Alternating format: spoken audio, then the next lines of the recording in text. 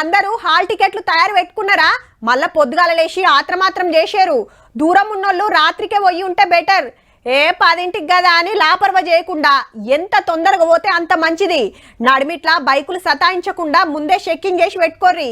ఏంది అట్లా చూస్తారు? రేపటికెళ్ళి పరీక్షలు మరి. తెల్లారితే గ్రూప్ 2 పరీక్షలు పొద్దుగాల 10ంటికి, మధ్యాహ్నం 3ంటికి. సోమవారం సుతింతే 783 పోస్టులకు 5.5 లక్షల మంది అప్లై చేసిండ్రు. మరిన్లా ఎందరు రాస్తారో గాని 1368 సెంటర్లల్లా 65,000 మంది డ్యూటీలు చేస్తారు. ఏడేం తక్లీవ్ కాకుండా. అర్ధగంట ముందే గేట్లు బంద్ చేస్తారట. ఆలస్యం కాకుండా చూసుకోండి జరా. పుస్తెలు, గాజులు తప్పితే ఫోన్లు, క్యాలిక్యులేటర్లు, బెల్టులు, బూట్లకు పర్మిషన్ లేదట. బయోమెట్రిక్ వేయకుండా ఎలాంటి పరిస్థితుల్లో మీరు ఎగ్జామ్ రాయడానికి వీలు కాదు. 4 ఏండ్ల కింద నోటిఫికేషన్ వేస్తే కోర్టు కేసులు చేయబట్టి 4 మాటల వాయిదా పడ్డది. ఇప్పుడంతా తొవ్వ సాఫ్ అయింది కాబట్టి సకల జాగ్రత్తలు తీసుకొని పరీక్షలు పెడుతురన్నట్టు.